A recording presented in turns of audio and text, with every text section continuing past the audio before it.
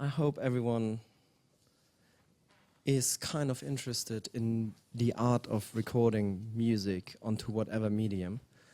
And we figured it might make sense to round all this series of talks off with someone that What, I'm the last?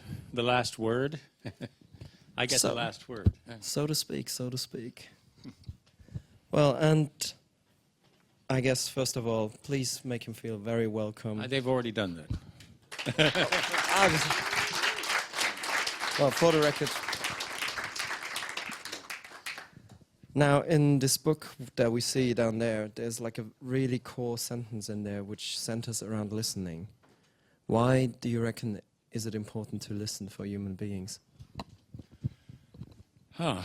Well, I mean, obvious practical reasons, but I think that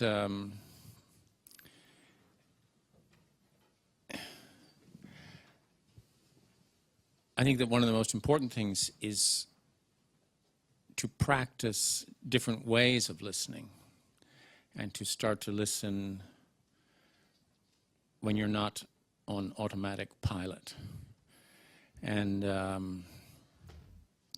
to be able to be conscious of not just different sounds, but different languages, different sonic atmospheres, you know. My girlfriend is a radio producer, lives in San Francisco, and so we talk on the telephone a lot, and we're constantly saying, oh, you're not in the room where I thought you'd be. You're in a different room. Because you can hear the sonic atmosphere of the different rooms. And then sometimes it will be a really strange atmosphere, like, where the hell are you, you know? You with some other guy's house? What's going on? Because the sonic atmosphere is different. But I think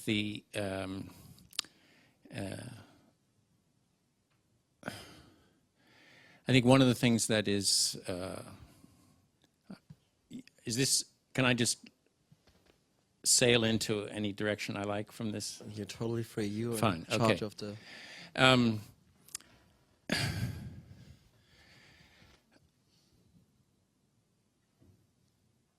Pointing out this book, it's nice, but in a way I'm resisting the idea that what I've got to talk about is the past, you know, that the past is a land where they did things differently. And there's a lot of really interesting things about the past. And one of the things interesting about the 60s and all the records that people love from the 60s is the fact that studios were so different. They were so eccentric, so many different rooms, and you recorded the room as much as you recorded the music in the room. I never forget hearing the first Country Joe and the Fish LP and just going, what? Where was this recorded? What kind of room is this? Because it sounded like it was made in a kind of ice skating rink, only a good ice skating rink. I mean, it wasn't a bad thing, it was a good thing. And John Wood, the engineer I worked with, we both got obsessed with this record, and we determined to go and make a record in that room. And that kind of being conscious of these different spaces was one of the things that I think is a hallmark of a lot of records from that time. And the sound of those rooms is like just part of the sound of the music. But I had this experience a couple of years ago when I was on the book tour. I was in Memphis. I was doing a reading in Memphis. And this woman who's a writer for the local paper, she did an interview with me, and then she said, okay, she took me for ribs, you know, to eat some ribs. And then she said, okay, now let's go see Sun Studios. And I said, I don't know, do I really want to? It's kind of a museum now. It's not really a studio, it's a museum. Oh, well, do you want to go see Stax? No, that got torn down and rebuilt. It's not the original Stax. And she was really, you could see, I was feeling a bit sick. I was in a bad mood. And She was really disappointed, and then she thought, what can I do to get this guy smiling, you know? And she said, I wonder if Willie's around today.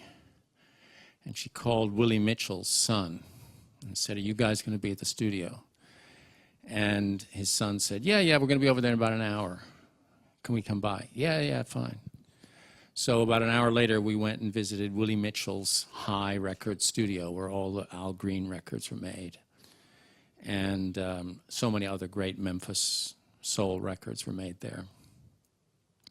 And that was exciting, because it's still the same, and it's still a studio for me. It was like, oh, okay, now we're talking.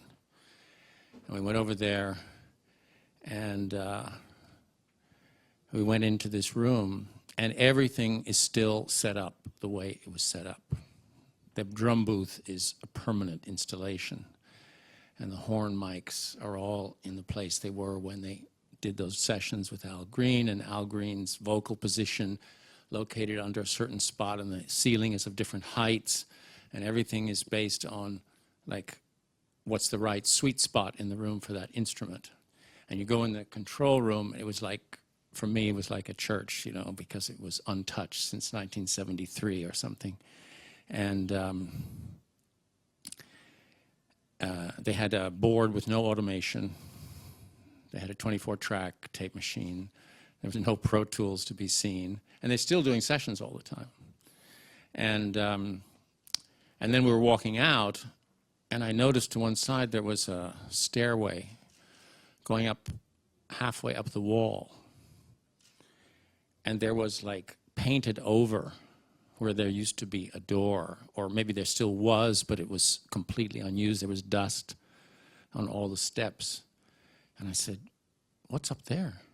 And he said, oh, well, you know, when my dad had all those hits, he got a little carried away. And he built a quadraphonic mixing room up there. But we haven't been up there in 20 years. And I loved that, because there is a thought occasionally that occurs to me that some of today's technology, you know, may end up, you know, like that room that's painted over and a lot of dust on the steps leading up to it. And I want to just talk a little bit about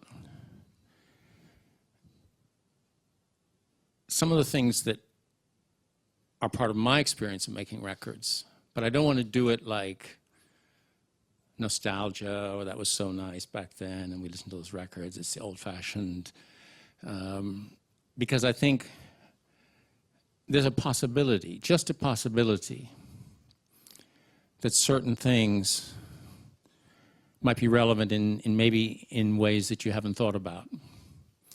And so we're going to take a supposition. And a supposition is like, you know, you imagine that something might be true. Even if it isn't. You just pretend that it's true, just to see, to play with the idea, to imagine what it would be like if it was true. And so I'm going to say some things which are a bit radical. And I don't necessarily think they're absolutely true, but I think they're kind of fun to think about as maybe true. We know, I mean, all you guys are starting out in the business, and you're looking at the business and how am I going to make money, and how is this, what is shape this business is in, and there's certain things which everybody writes about. That the sales of recorded music, you know, are on this slow, maybe not so slow, decline. And another thing which is true is that live music is on this rise. You know, festivals, every year, every summer, there's more and more festivals, every different kind of music, clubs, concert series, concert halls being built, governments putting money, sometimes some governments putting money, some governments not, sponsors, Red Bull, people putting money into sponsoring music, live music. And sometimes I wonder if there's a connection between these two phenomena. Because for me, when I listen to a record which has been made perfectly, where the bass hits exactly with the foot on every beat, where there's no possible, there's clearly no error in making this record. It's so clean and so perfect and done with such precision. I find that even if I like the song, even if I like the singer, I don't listen to it so many times. Whereas if I have a record which feels alive, it feels like it breathes, like the music shifts, the rhythm shifts a little bit, and you get the feeling that all the musicians didn't exactly know what was going to happen from each minute to the next, each second to the next, each beat to the next, I play that record more often because it puts me in that position of not being sure exactly what's coming next, which makes the listening experience more exciting for me. So maybe a lot of, marketing people, psychologists have written about the fact that people don't feel as attached to the possession of the object the way people used to feel about possessing LPs, and people even felt about possessing CDs. And friends of mine talk about their kids, oh, they don't care. They buy a CD, they burn it for their friends, they throw it away, they download it, they do this, and then, like a couple months later, it's off their iPod, and they don't attach to it. And I just think it's possible, this is the supposition, that the perfection that we have today, which is perfectly natural. I mean, if you do a session, you're an artist, you have a song you want to do in a certain way, and you record it, and you sing a little flat on one note, why not drop that note in? Why not make it right?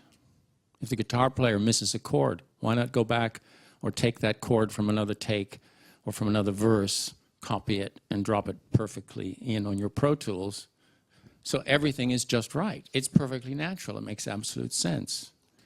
But it can also mean that the music ends up being a little sterile. And maybe it's that fact which is part of the propulsion of so many people out to hear live music. And I noticed the effect on live music in the 90s, when we first started having such perfect records. You go to so many live shows, and they were perfect too. They were so well rehearsed, and everything was absolutely so perfect. And now, I go to a lot of shows, and they're not so perfect anymore. There's a lot of people doing like a one-off project, a tribute to so-and-so, or a brief short tour, or jamming, two people playing together at a festival, something like that. Some kind of collision that creates some kind of surprise, something a little unexpected. I'm going to play just a little bit of music from the old days, but because it's kind of interesting, if we follow on with this supposition, that maybe one way to look at how you make music even today is to try and avoid perfection, to try and throw into the process of making records uncertainty and error and surprise and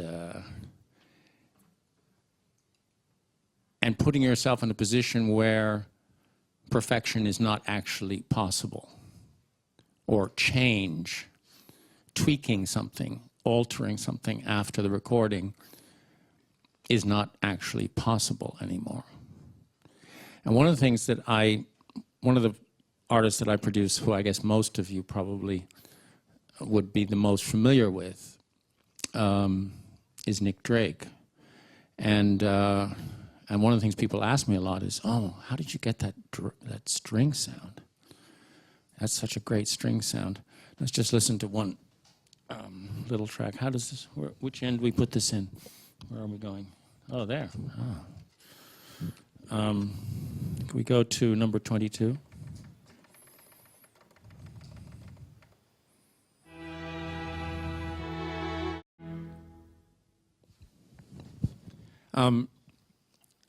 The answer, of course, to how we got the sound was we did it all in one space, including the voice, and even the tracks like Riverman, which have a guitar and more.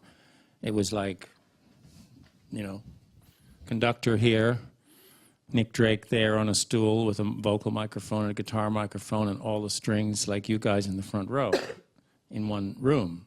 So there was no chance to correct anything. So if it wasn't right, you just did it again.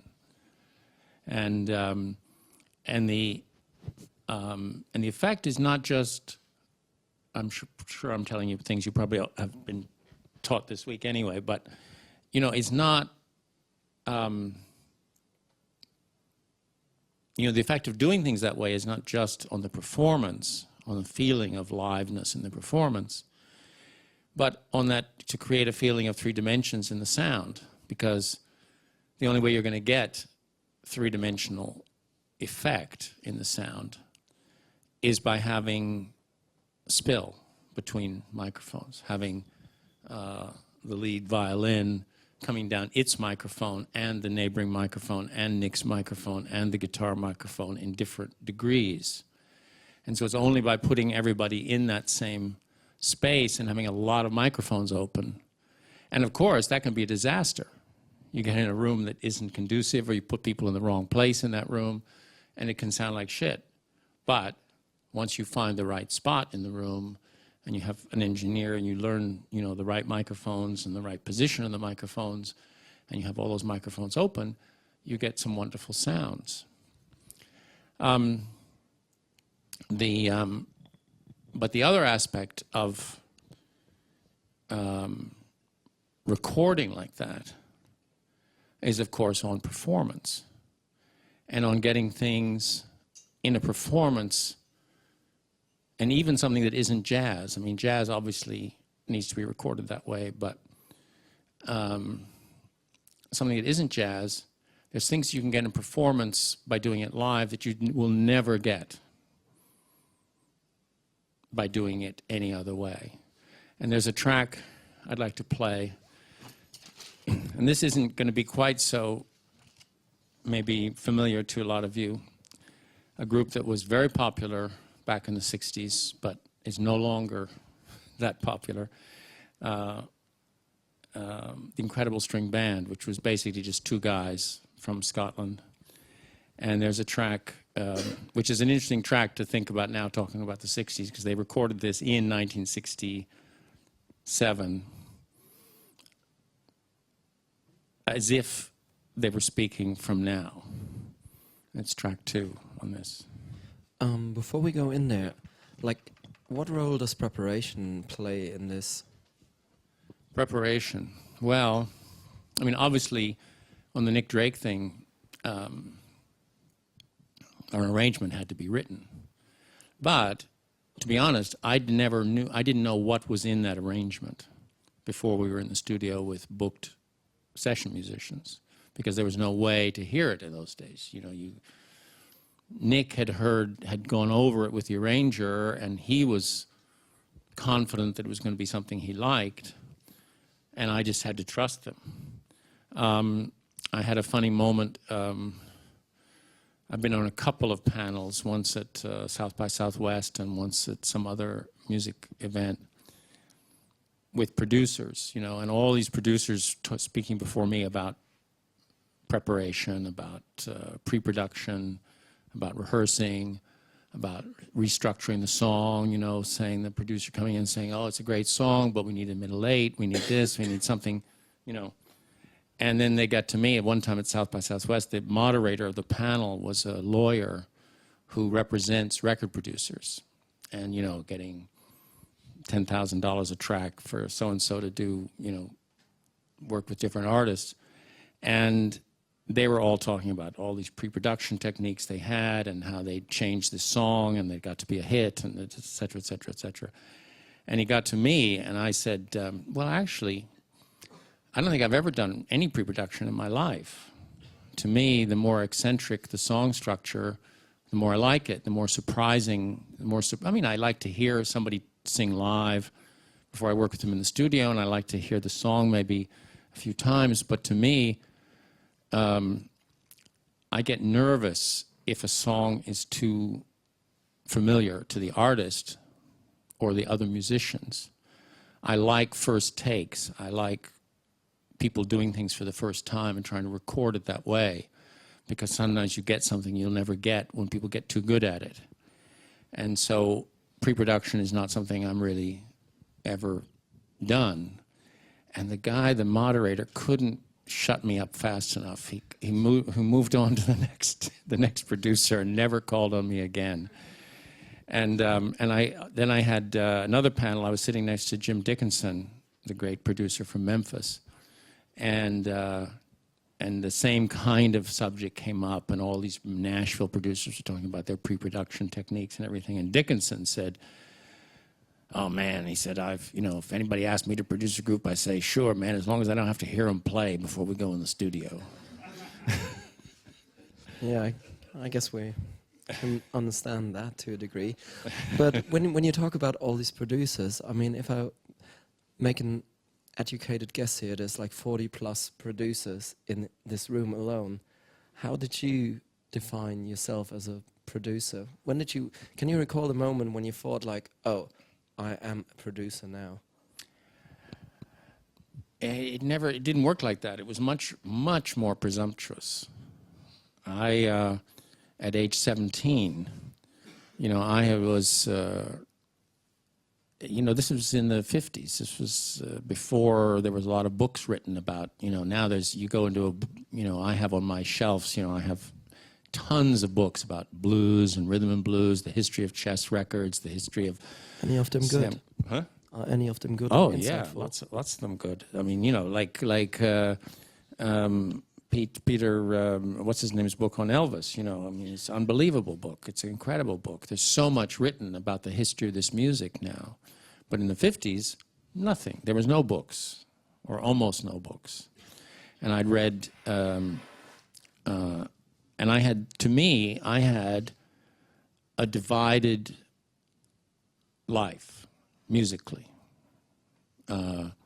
In a way, it was in 3 divisions, because my grandmother was a classical pianist, and I had studied piano with her, but I kind of dropped out and had stopped playing the piano. But I loved listening to classical music. But what I really loved listening to was old 1920s and 30s jazz and blues. I had my brother and I and another friend, we had big collections of Bessie Smith and Robert Johnson and Louis Armstrong and all this stuff. And then we loved rock and roll. We go to dances, and we danced to Little Richard and the Dell Vikings and the Drifter, all these doo-wop groups and rock and roll. And all those things were completely separate. And I read this book, which was this life-changing book called The Country Blues, which was about the 1920s and the recording of Robert Johnson and Blind Lemon Jefferson and Big Bill Broonzy and all this. And there was this guy in the book called Ralph Peer, and who you may have seen on labels on Latin music and even country music. Peer Southern Music, it's a big music publisher. That's Ralph Peer's company that he started, and he was a producer for Bluebird Records, which was the country music and race music, as they called it then, division of RCA Victor. And he would go throughout the South and rent a ballroom in a hotel and set up his equipment and bring in musicians off the streets and from the towns around. And I just thought, that's the coolest thing I ever heard. That's what I want to do. But that was then, and that was over, and that was the 20s, and that was years ago, 50 years before. And, that was some dream of the past, some nostalgia for the past, didn't have any reality. And I was, the other thing I had was to play baseball. And I really loved playing baseball, but I was never as good as I imagined I was. And there it was my senior year in school, and I was still on the second string. And I would get into games occasionally, but I wasn't a starter. And it was really heartbreaking, and I was so jealous of all the guys on the first team. And I was standing there in the outfield catching fly balls at age 17 for the first team. They were getting ready, doing practice for the next day's game. And somebody turned on a radio in a building just near right field and played the new Fats Domino record, Walking to New Orleans. And in that moment, I went, oh my God, it's the same stuff. It's just like that stuff from the 20s, only it's now. It's all connected. Fats Domino's from New Orleans. I remember reading that. Oh my God. And so he's like a continuity with Jelly Roll Morton. And I never really realized that because nobody wrote about that. Nobody said that at those times. Now it's like obvious. But in those days, it wasn't obvious until that moment when I got it, and all these things collided in my mind at one time, which was the world hasn't changed since the 20s. I can still be Ralph Peer. The music today is connected to that music, and being a record producer is a much cooler thing than being on the first team in baseball. And that'll make all the guys on the first baseball team jealous when I'm a record producer. So that was the moment I decided at age 17, I am a record producer. And so everything for the next 5 years was all aimed at fulfilling that idea that I had. And so I never really doubted it. That's what I was going to do from that point. And what was the actual trade or the craft that you did not doubt? What did that craft entail at the time? Well, it's very different than it is now. It's just listen. It's really listening, deciding, being responsible for the final product. But I mean, people sometimes ask me today, well, before you were a record producer, were you a musician or were you an engineer? And I say, neither. And they look, huh? Well, what did you do? Well, you listened, and you tried to be an audience for the musicians, and then you made sure the engineer had the same vision you had, and you tried to make sure that the thing went down on tape in a way that was going to make, it sound. And I suppose the fact that I had such a sense of history meant that it was one reason I wasn't very successful as a record producer in a commercial way, because I was always thinking about history more than I was thinking about today. Because I was always conscious of, I want to be able to listen to this in 50 years' time.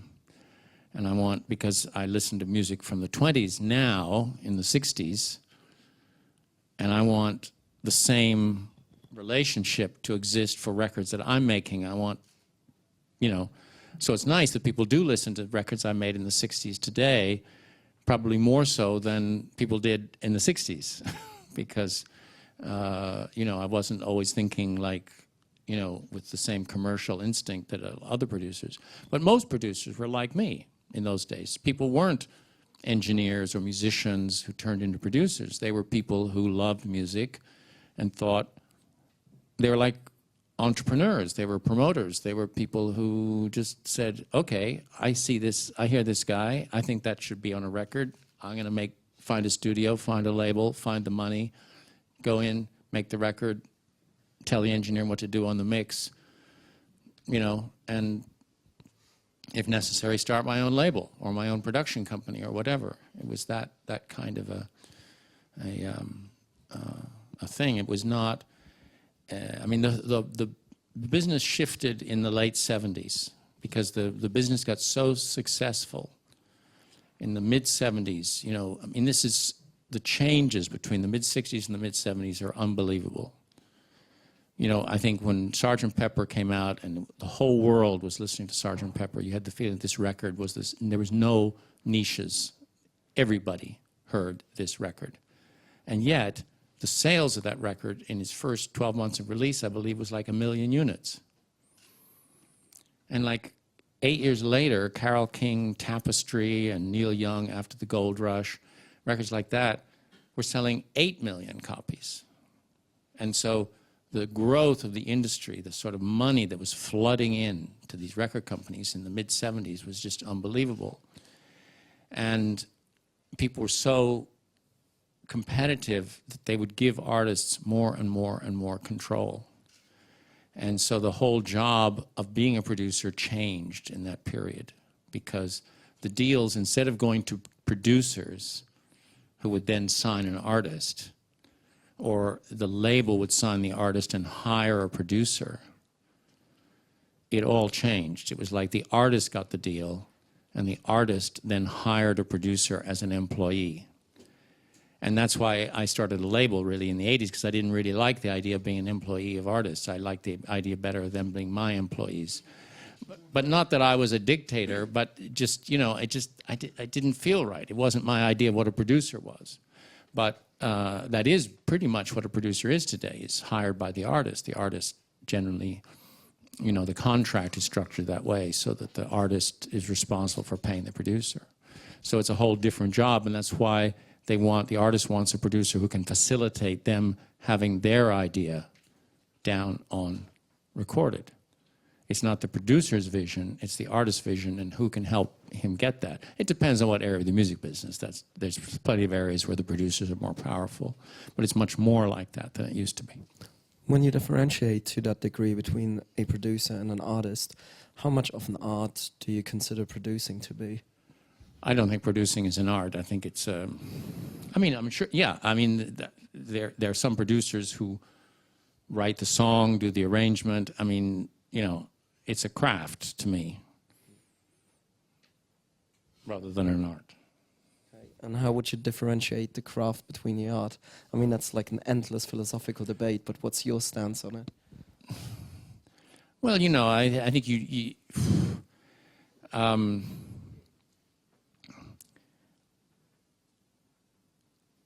you know, a craft is a knowledge of how to accomplish something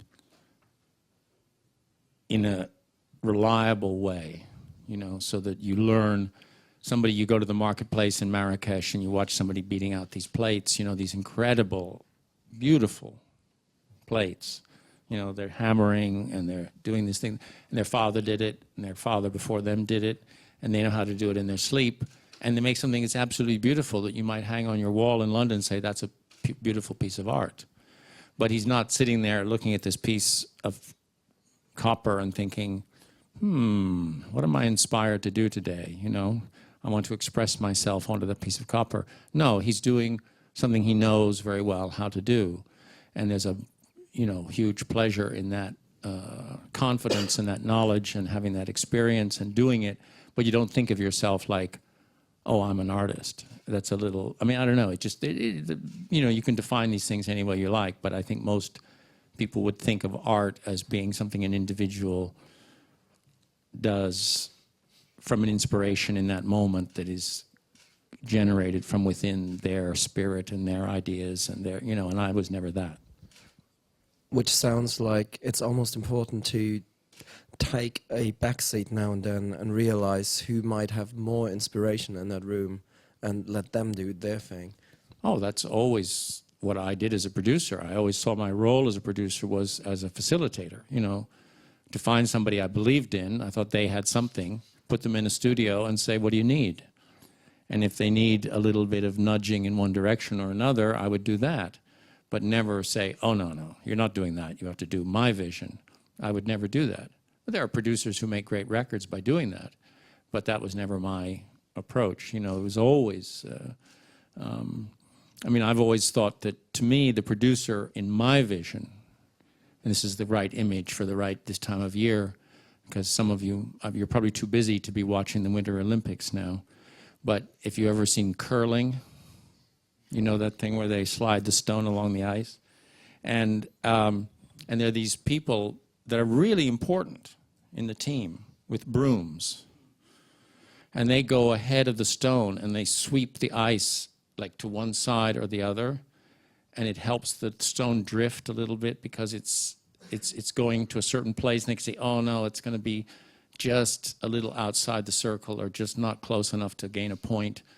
So you start sweeping in front of it, and you change it by 1% or 2%, but that 1% or 2% can make the difference between winning that round or winning that point or not.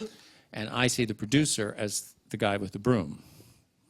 You know, you're sweeping, you're steering it just a little bit that maybe makes all the difference, but you can't actually, you know, you look, the stone is being propelled by the artist. You know, they're the ones who are sliding the stone, and you're just making sure it gets right into that niche where it should be. Now, obviously, we're dealing with someone who's got a little bit more life experience than we have. Is an approach like that probably key to have a career that lasts longer than 3 years? You know, who knows these days, because the music business is so different than it was in my day. You know, and there's very few producers, I think, today come into the business from my point of view or from my amount of experience. Most producers are people who do know how to program a drum machine, or who know how to be an engineer, who have been an engineer, or who are a musician. And that's just the fact of life. So it's very difficult for me to say, but I do think that if I was giving advice to somebody who wanted to be a producer, and not to everybody, but certain people might respond to this idea, you know, of, I mean, I know I'm very envious of you guys, because you had Gabe Roth here, who's a kind of hero of mine who I've never met. But I admire what he does so much. And I interviewed his former roommate, because I'm writing a book on world music. And I can't remember the guy's name right off the head, but the two of them started playing together in Brooklyn. And they started two bands. One was the Dap Kings and one was Anti-Balas. And Anti-Balas is a group that plays Nigerian Afrobeat, a la Fela Kuti. And these two guys, you know, became obsessed with the real rhythm of American R&B and the real rhythm of Nigerian Afrobeat. And this was their passion. And I think to have a passion about a rhythm and to sign up to serve that rhythm is a pretty good choice of a way to go in this business. And today, Anti-Balas, all those guys, because eventually they had the same pool of musicians, the Dap Kings and Anti-Balas, and they both got so busy that they had to divide up. They had to choose teams, and some went in one way, some went with Dap Kings, and some went with Anti-Balas. And the guys who went with Anti-Balas, who didn't have the same success, they weren't on an Amy Winehouse records, they weren't, you know, they were struggling. They're all now the pit band on Broadway for the musical Fela, which is a huge hit on Broadway now. So they're all totally sorted. And those two guys somehow just followed that devotion to a rhythm. And I think anywhere you go in the world, you know, you will find in the culture that there is a more interesting rhythm than you're going to find in a machine. There's a more interesting rhythm somewhere in that culture that's actually still played by drummers and by people on the street or in a neighborhood or in a particular culture in that city. And those rhythms, you know, are the things that are the fertile ground from which so many good things can spring. So I think, you know, finding a great artist, a great singer, a great songwriter is always great as a producer. But as a general thing, as an interesting way to look at it, you know, to try and find a rhythm and a rhythmic culture and somehow look for something interesting and something rich in that would be something I would say would be an interesting thing to do. When you say you like how they devoted themselves to one specific rhythm, how important do you think it is, especially at a time when absolutely or almost all information is readily available, to specify and specialize? Well, I think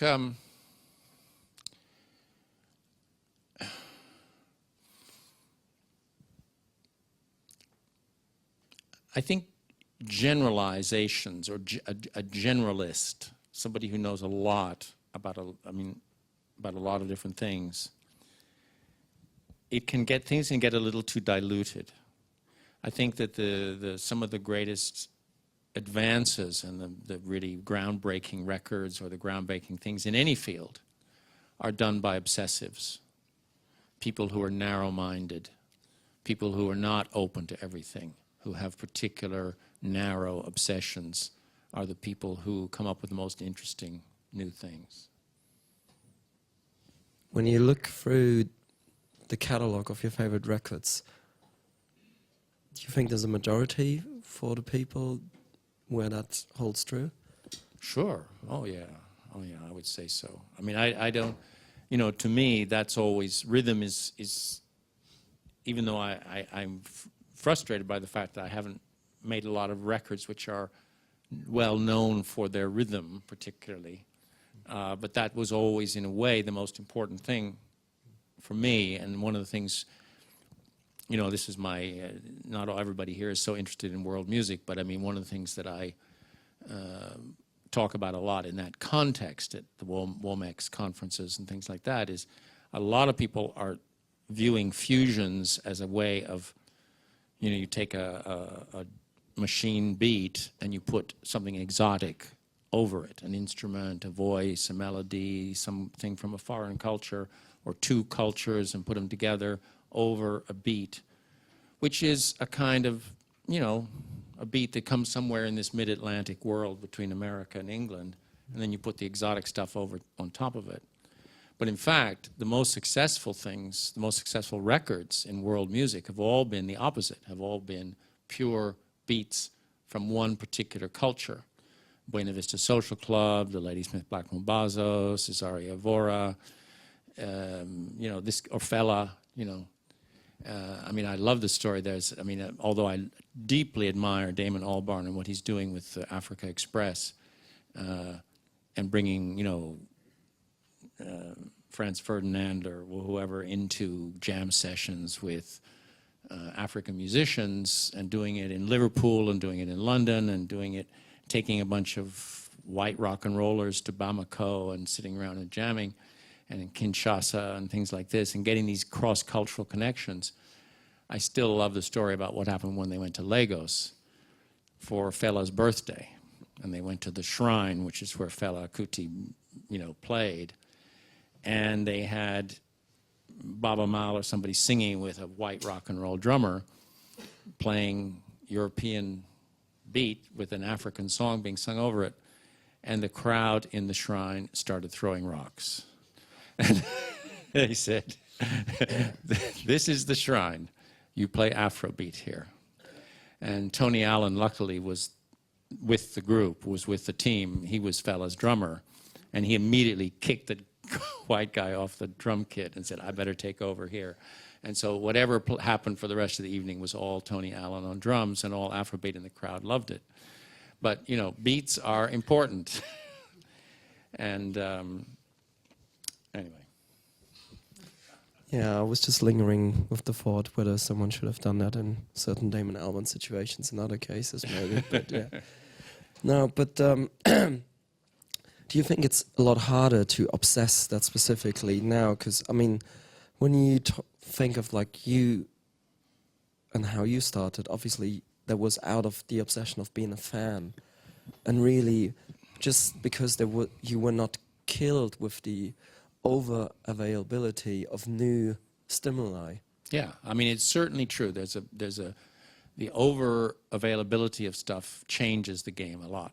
You know, one of my favorite stories from the early days of rock music, and I don't know whether it's true or not. I don't even have the clipping anymore, but I remember this quote. At the time, I said, I will never forget this quote. I don't know whether it's true or not, but it was an interview with Keith Richard, and he was talking about when he first met Mick. And the two of them were these young kids. They loved blues, and they shared this passion. But in those days, there were very few records. It was hard to hear. And they, at one point, they spent, I don't know, some time hanging out every afternoon for a month or something like that, and playing and listening. And they had this one, between them, they had one EP, which was on the Stateside label, which was a English label that licensed R&B records from America and put them out. And they had a 7-inch EP, which was like a very English or European thing from the 60s, late 50s, early 60s. It was it was the same shape as a single, but it had 4 tracks. And on this record, there were 2 tracks by Lazy Lester on one side and 2 tracks by Slim Harpo on the other.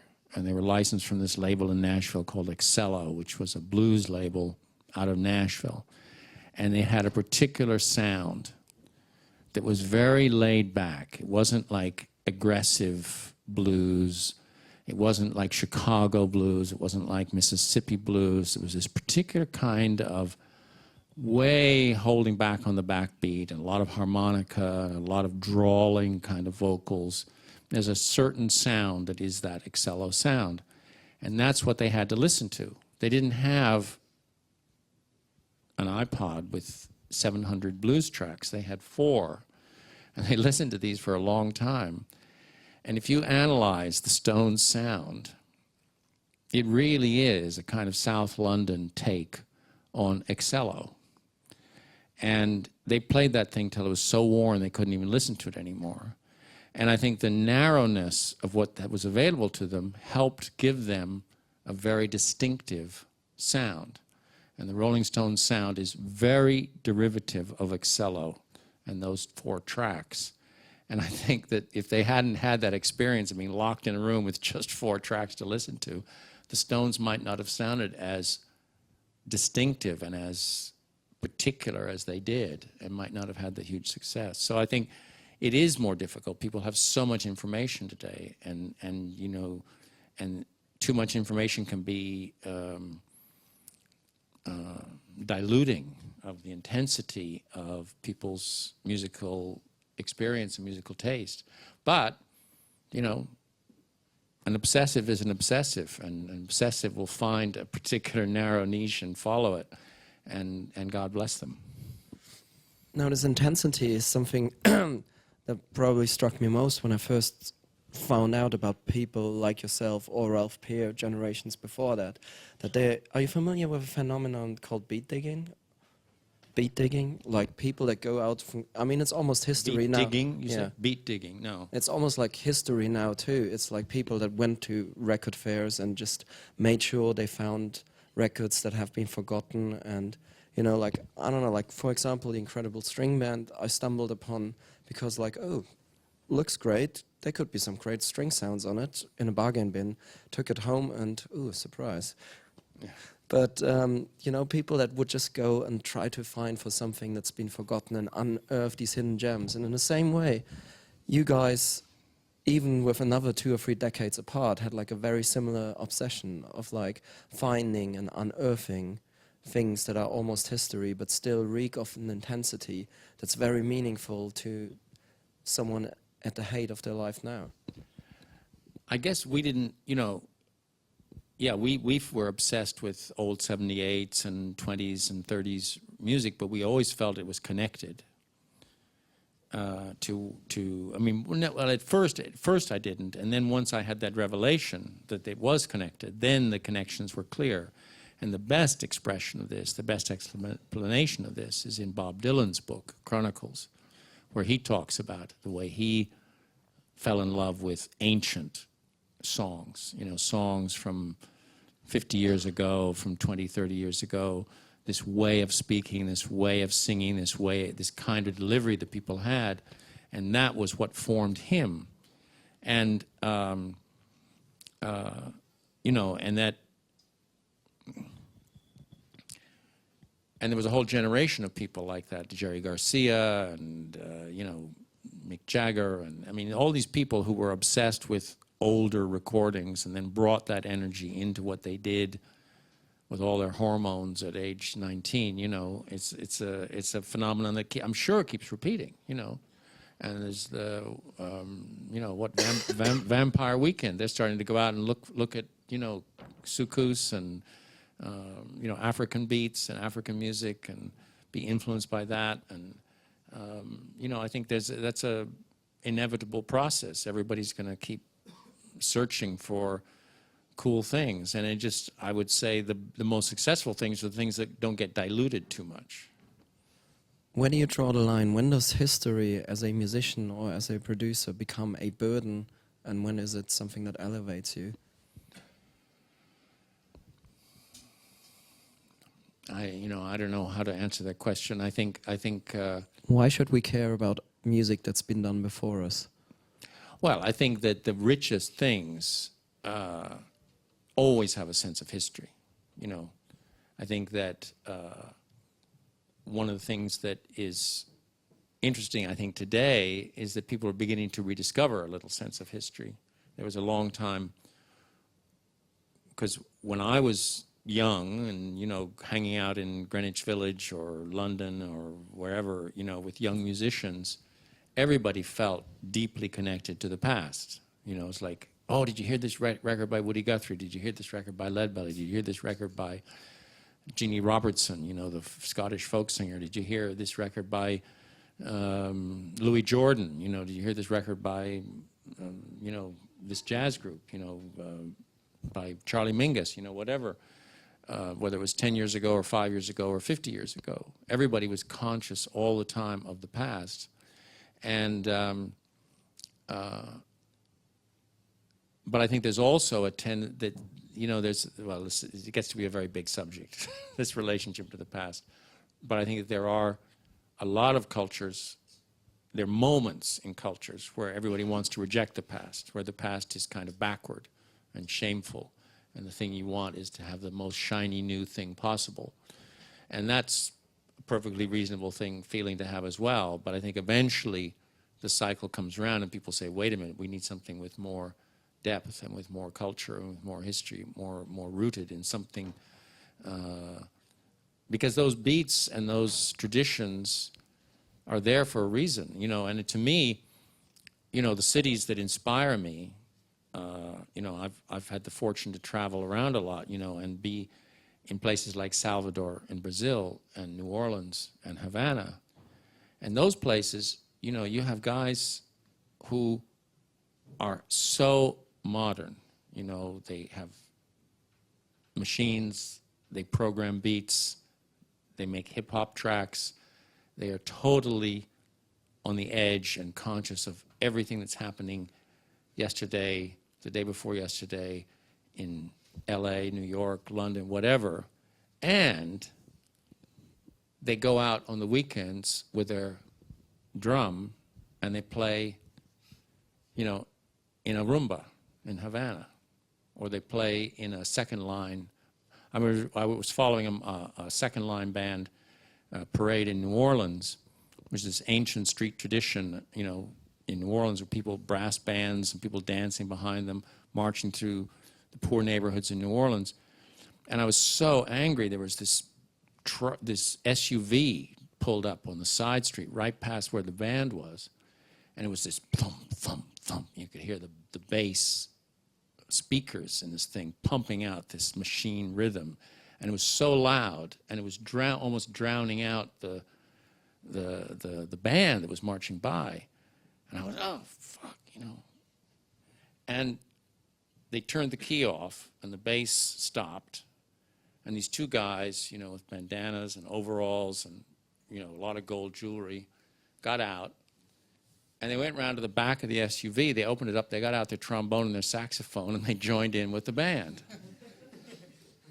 And that, to me, is a city of culture, where the guys that are totally into today's music actually know how to play street band music.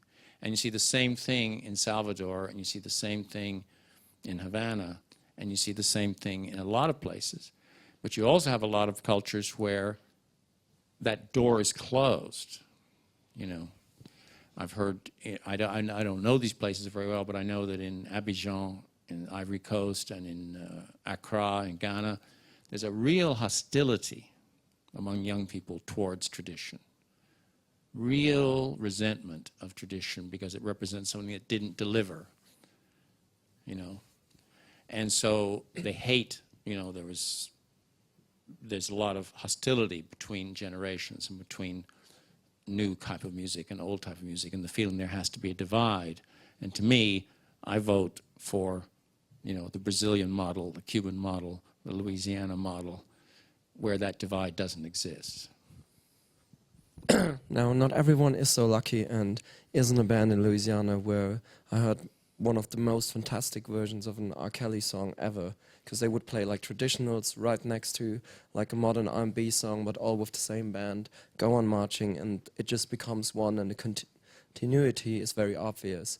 Now, especially amongst white middle-class Europeans, the second they start being interested in other culture, everything that they might have done before that was alright, but now it gets really difficult, or rather boring most of the times, because they would be doing exactly the same, falling into the same traps that generations before them have been falling into as well, and just doing like basically the Fela moment you had there, or the Shrine moment you described earlier, doing like a sad, I mean, there's only one Tony Allen.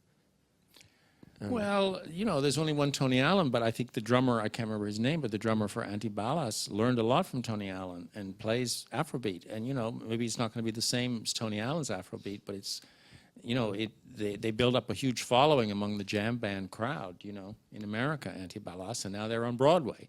So, you know, somebody's playing playing Afrobeat. And yeah, it has to evolve, you know, and it's just, but I think it's more interesting if it involves gradually.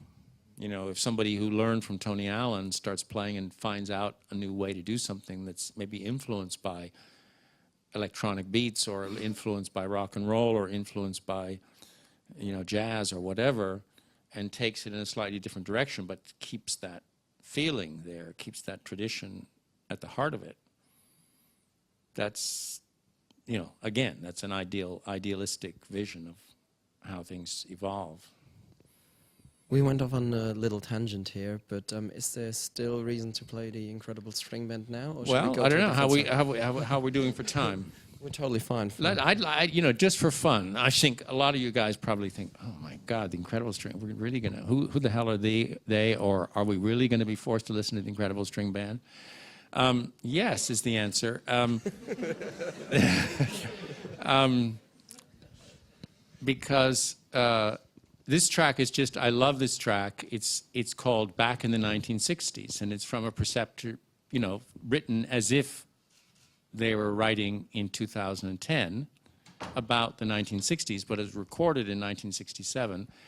And it's a classic example of there's no way that this record could have been made any other way than live. There's no way it could have been made with a click. And if it had been, it wouldn't be anywhere near as interesting. Some of you may hate it, I don't know, but I think you'll like it. Here we go. This is way back in the 1960s.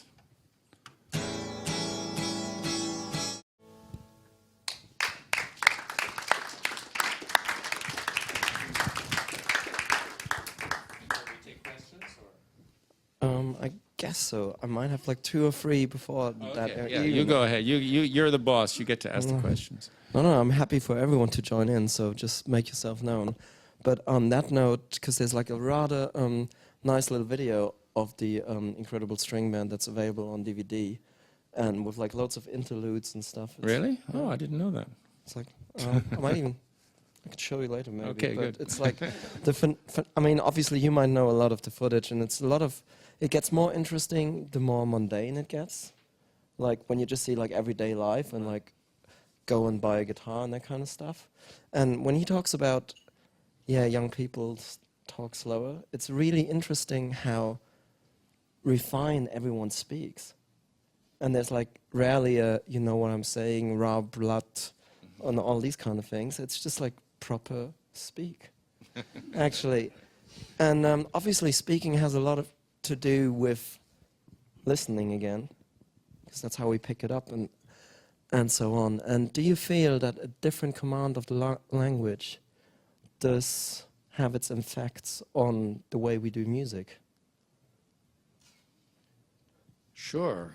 But I also think that, I mean, listen, there's so many varieties of experiences with language, with music, and I think that there are definitely, you know, one of the most interesting things is when somebody from outside a culture comes in. I was just reading, I don't know, in the paper the other day, there was a biography of Joseph Conrad, the writer, who was Polish. And he grew up speaking Polish and Russian, and then he learned English, and then he decided, I want to be a writer. But, there's a lot more English readers than there are Polish readers, so I'm going to write in English. And so he learned how to write in English, and there's no Polish accent in his writing, but yet there's a freshness, there's a difference about his choice of words and the way he writes that is not really like other English writers at that time. And, it may sound silly, but you could make a comparison to ABBA, I mean... You have an ABBA story as well, we believe. Oh, yeah, I have an ABBA story, but that's too sad. Which is? Which is, I heard well, I guess I'll see how fast I can tell this whole story. You heard of the Loving Spoonful? Which was a group back in the 60s that had a bunch of hits, and the Summer in the City, What a Day for a Daydream. And the lead singer, John Sebastian, his wife is a woman called Laurie Sebastian. And she was always, they separated at some point, and she was always a very smart, interesting woman who had big ears for a lot of things. And she settled in England at one point, and I went over to visit her. And I had just recorded Nick Drake, and I brought a tape of some rough mixes of the first Nick Drake record. And so we had some dinner and had some wine, and then I played this Nick Drake tape. And she went, wow, I love that. That's great. And she said, it reminds me of somebody. And she told me this story about how she'd gone on a tour of Scandinavia with the Loving Spoonful. And that when they were in Sweden, somebody played them this record by a group called the Hep Stars, called Sunny Girl, that was a total ripoff of Daydream. It was just like a kind of copy of Daydream. And the singer was trying to sound like John Sebastian. At least that was the way this reporter or this journalist was presenting it to them. And so they heard the record, and she said, I like that record. That's nice. It's kind of similar to Daydream, but it's cool. And he said, well, they're playing tonight in Stockholm. It was a night off. And so she said, let's go to the gig. So they went to the gig. They went to see the Hep Stars. And the lead singer of the Hep Stars had had a skiing accident, and he was on crutches with his leg in a cast. And he had to hobble up to the microphone, and he sang Sunny Girl, which he'd written. And she thought he was dreamy. He was beautiful. He was cute. She loved him. And she got a whole bunch of records of the Hep Stars and just, went and talked to him and had this whole thing about how cool this guy was. And so she gave me a copy. She had an extra copy of Sunny Girl by the Hep Stars. And she played it for me, and then she gave me this copy. I still have the copy. And so, a year later, I was somehow involved I had an agency at that time. I was booking Frank Zappa on a Scandinavian tour. And I was in Stockholm, and I was in the town hall. There was a sound check going on for Frank Zappa and the Mothers of Invention. I go to a record store below there, and I'm looking through the Swedish records. And there I see this record, and I say, that's the guy from the Hep Stars. And it was a duo record. Benny Andersson and Bjorn Ulvaeus. And Benny Andersson was the lead singer of the Hep Stars. And so I said, oh, that's cool. And it was all in Swedish. But Sunny Girl was in English. Anyway, so I buy the record. I take it home to London. And I listen to the record. It's good. It's really good. Really good songs, all in Swedish. Kind of folky, Anyway, so then another 6 months goes by. By this time, Nick Drake is out. The Fairport Convention is the most successful thing I was involved with. And the Fairport Convention records were getting released all over Europe. And I had the publishing rights. So I was trying to do sub-publishing deals in all the European territories. And we had they had a bit of success in Scandinavia. So I thought, I need a sub-publisher in Scandinavia. And I couldn't never get out of my head that Sunny Girl by Benny Andersson. And I thought, these guys can really write, and they can write in English. And so I looked up the publisher and I called him up. I said, I'm coming to Stockholm. Would you be interested in sub-publishing Fairport Convention, Sandy Denny, Nick Drake, etc., John Morton? Maybe. I've heard of them. I don't know too much. Anyway, he was kind of okay. And so I went to see him in Stockholm, this beautiful autumn day. And we talked, and I said, I'll do a deal. You publish the Fairport Convention in Scandinavia and all these other things, and I'll sub-publish Benny Andersson and Bjorn Ulvaeus in England. And they should start writing songs in English because they're really good, and I'll try and get covers. And he said, oh, that's kind of a nice idea. I'll tell you what, the guys, I'm meeting them for a drink in an hour. Do you want to come with me? And so we go down to this bar in the middle of Stockholm, and there's Benny and Bjorn, and we sit around, we talk, and they said, we're getting along well. And they said, our girlfriends are in this music hall show here. We're going to stay and see them. And Stig Anderson, who was the publisher, says, I'm off home. My wife's got dinner waiting. So I stayed with them. And there was this old-fashioned Swedish music hall show with girls in top hats, you know, doing like this, and high kicking with fishnet stockings and high heels. And Benny and Bjorn and I sat and we watched the two girls, those very same girls, in this show. And then afterwards we went over to somebody's house, a friend of theirs, and we stayed up till 3 o'clock in the morning playing American rhythm and blues records because they just loved R&B. And we were just talking about R&B and playing R&B. And I just kept saying to them, you guys ought to write in English, you know, write in English. Anyway, I got home back to London, and there were 2 pieces of paper on my desk. One was a fax, or no, it was a letter. Of course, that was pre-fax. It was a letter from Stig Anderson, because I had to go to Germany and a couple of other places. And I had a letter from Stig Anderson saying, yeah, let's do that deal. You be published, you know, Benny and Bjorn, and I'll publish Sandy Denny and Richard Thompson, Nick Drake in Scandinavia. And there was another letter on my desk, or message on my desk, from Mo Austin from Warner Brothers saying he was at the Dorchester Hotel and could he meet me. And so I went to the meeting with him, and he offered me a job working for Warner Brothers, and I ended up selling my company to Chris Blackwell at Island and never doing the deal with Stig Anderson for the publishing rights to Benny Andersson and Bjorn Ulvaeus. So there you go. That's like, that's my ABBA story, you know. So the little deviation on that one. But you were saying about Swedish language. I think that's where we took the turning. Yeah, no, just that, you know, I think coming in from outside a language, sometimes you have a different take, and you come, I mean, you know, some of those lyrics of ABBA records are, if you analyze them, they're kind of silly, but they work in this weird way, in a different way. That, like somebody who grew up in South London would never write those lyrics.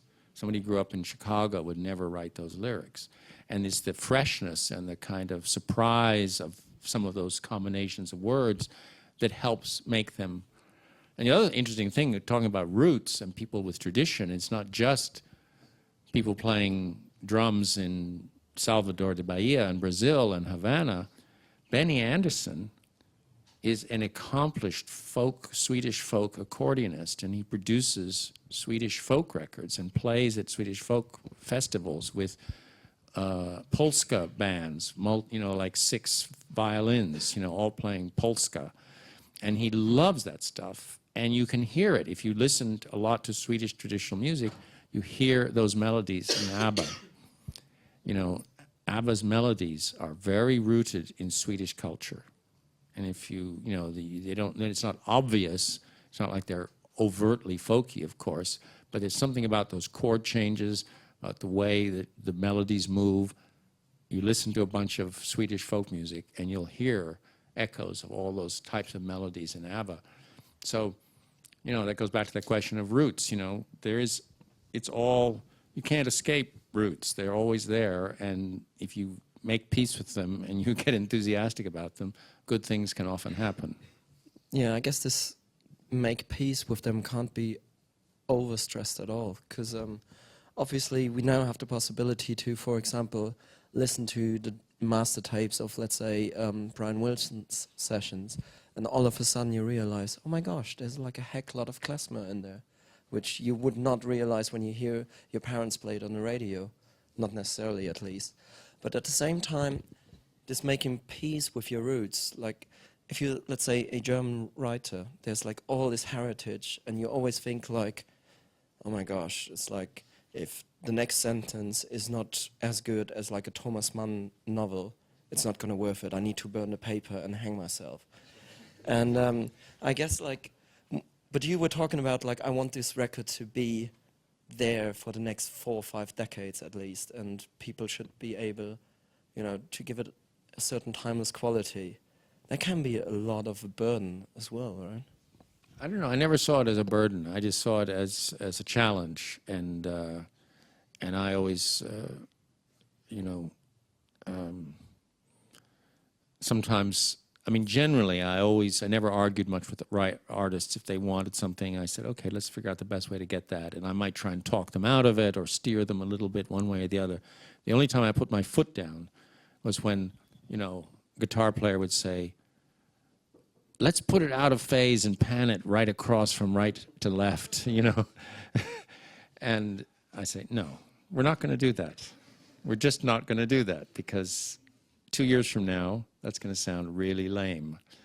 And you know, so I just, you know, I was very conscious of, like, you couldn't be just in the moment. You had to have a little bit of perspective, or like, is this going to sound really silly 2 years from now, or 5 years from now, or 10 years from now, you know?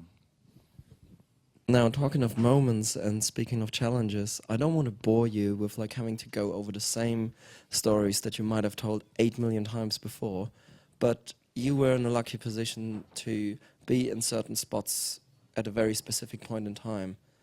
And rather than probably retelling the anecdotes, because they're really well documented, and people I strongly encourage to go and look them up later. In the book. For example, yeah. We were just paid by his publisher to make it sell. No, but obviously we heard a lot about, like, you know, live music, recorded music, and a lot of people in here would feel like, oh yeah, that's the kind of arguments they had with like electronic versus non-electronic music. Now you were on the fence at a different argument of like electronic and non-electronic moment, especially after a certain Newport incident.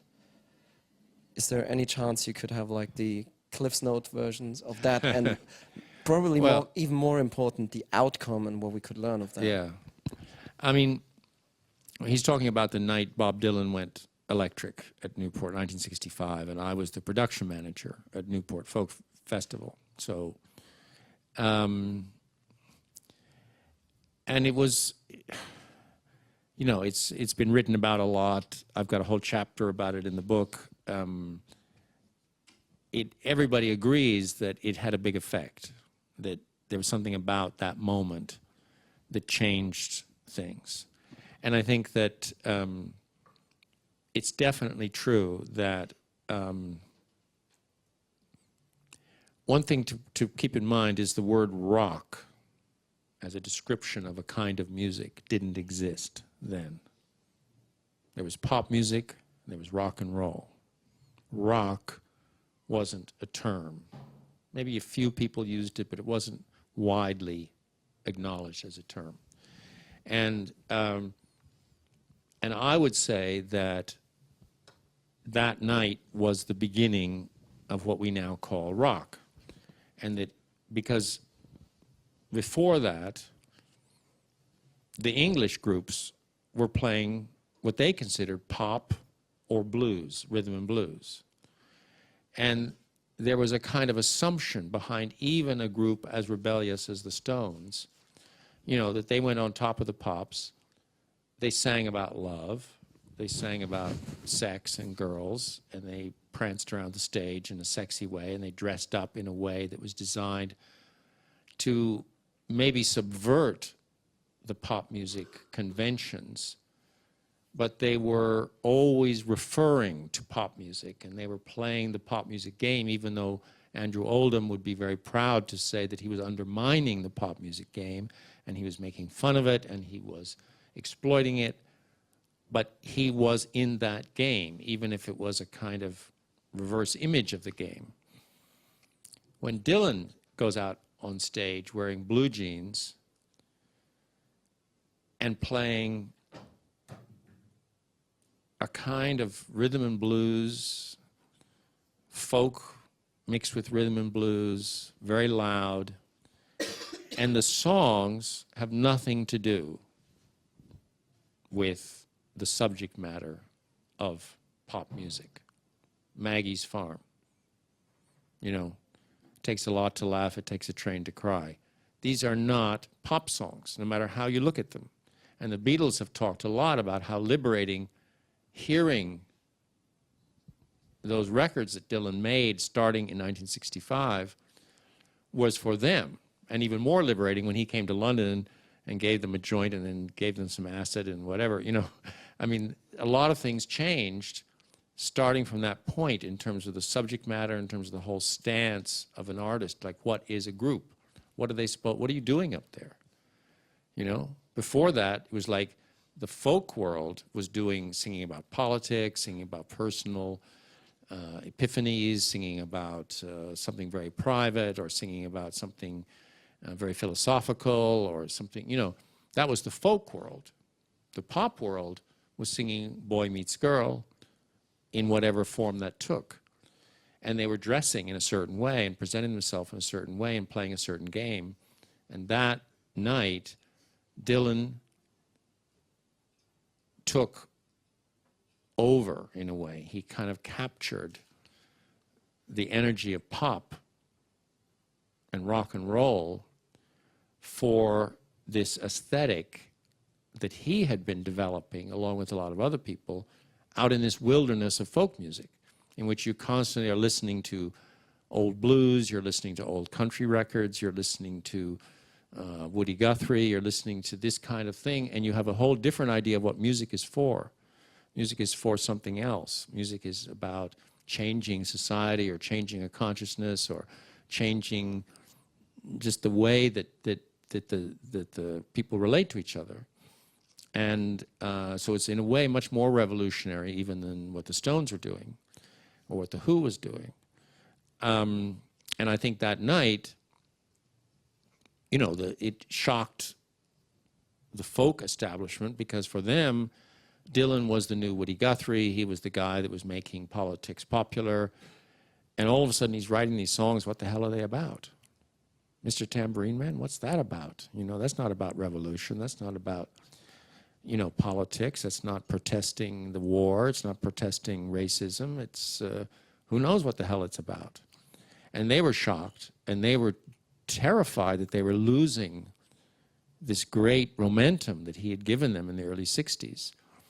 And so, you know, it was one of those nights where you didn't have to look back at it to know. You knew then.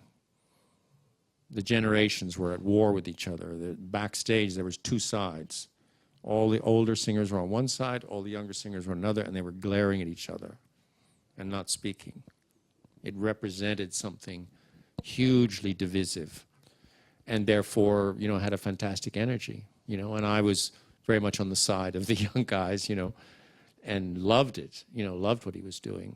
But I also loved what the folk festival represented, and all the kind of, you know, the night before, because that was a Sunday night, the Saturday night concert, one of the highlights was a group of convicts from Texas had come up to the festival to do work songs with chopping down a tree.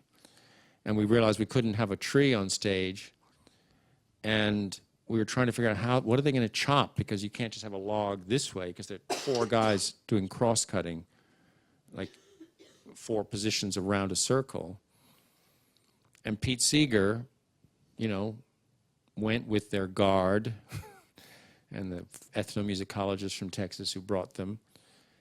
And they got a flatbed truck, and they went out into the swamps of southern Rhode Island, and they dug out a huge tree stump. And they brought it back, and they put it on stage at Newport. And, you know, Seeger was a hero. He was a hero of mine. And they did this incredible chopping song, just fantastic, the deepest roots of R&B and everything else contained in that moment, chopping axes around a tree on the stage.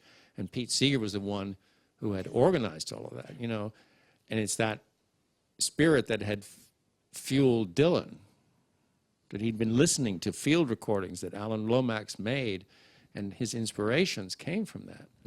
And then the next night, he and Seeger are on opposite sides of a generation war. So it was very dramatic, anyway. And does that explain enough? Yeah, I guess the drama cannot be on the stress in a way, because when you look at the footage of that festival, it's shocking to us how, I mean, you mentioned the blue jeans, then there's an electric guitar, which obviously are icons of our parental generation, and more or less what we rebelled against. And all of a sudden you see like the sheer hate, actually, and we're not talking hip-hop hating and like, I hate you, and like I'm hating on you, but there was like serious outrage there, and like, I mean, you thought it was going to get properly out of hand there. Well, I don't know. There was never a doubt, never a fear about violence. But I think there's one film festival by Murray Lerner, but then a couple of years ago came out a film called The Other Side of the Mirror. I think it's called The Other Side of the Mirror, Two Sides of the Mirror, or something like that. And it's the outtakes from that film about the Newport Festival, just Dylan. His performances from 1963, from 1964, and 1965. And to watch it like that, it's fantastic. The first thing, he's singing a song about a miner in Minnesota, and he's sitting quietly at the microphone, sitting down.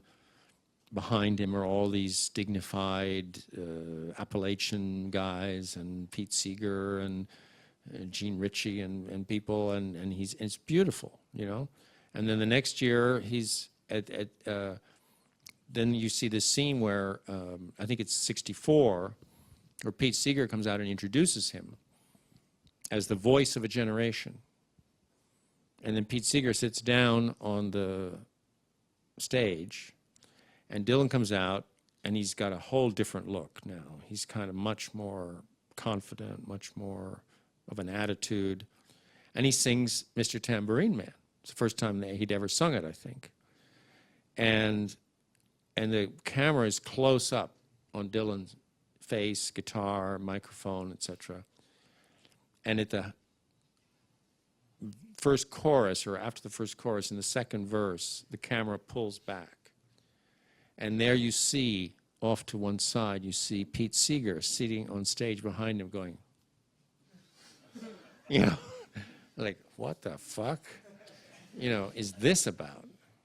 He's like, he just introduced him as the voice of a generation, and he's singing about, your boot heels wandering, midnight, whatever, Mr. Tambourine Man, it's like, that's not what I thought I was introducing, And anyway, so it's and then you see the 65 footage of, Dylan with the electric guitar and all of that. Anyway, yeah. Let's quickly reprogram the time machine a little bit. And last night we were at the space where a historic misjudgment took place. And the Roundhouse up near Chalk Farm. And we do believe you know a little bit about that venue as well. Yeah. I came after that summer of '65 working in Newport. I got myself a job. I don't know how, really, but somehow I got a job for Elektra Records opening their London office. I came to London, and that lasted a year, and then I got fired. And so I wanted to stay in England because England was pretty great. This was 1966. It was, pretty cool time here. And I had a friend named John Hawkins who was kind of the king of the underground scene. He was like the editor of the International Times, and he was involved in all these kind of revolutionary things that were going on. And the concerts for the to raise money for the underground there was an institution called the London Free School. And the concerts to raise money for that were where Pink Floyd first started to play in London, and where they first started to have light shows. And so Hoppy was broke, I was broke, we needed something. And we decided, let's start a club. Let's start a place that isn't actually to raise money for the underground, but to raise money for our rent. And so you basically sold out. Yeah, yeah. And so we rented a Irish dance hall in Tottenham Court Road and opened it every Friday and called it the UFO Club. And Pink Floyd was the resident group for the first month or two.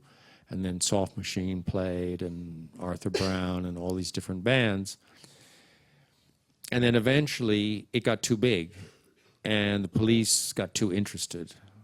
And they were starting to bust people who were in the queue waiting to come in. And we started getting harassed by the News of the World. They had a big expose about hippie vice den, and, you know, a picture of a girl with bare breasts, and they said she was 15, and this was taken at our club, and, you know, et cetera, et cetera. So the Irish manager was great. I mean, he was so behind us, and his attitude was, don't worry about the police. I give them a case of whiskey every Christmas. It'll be fine.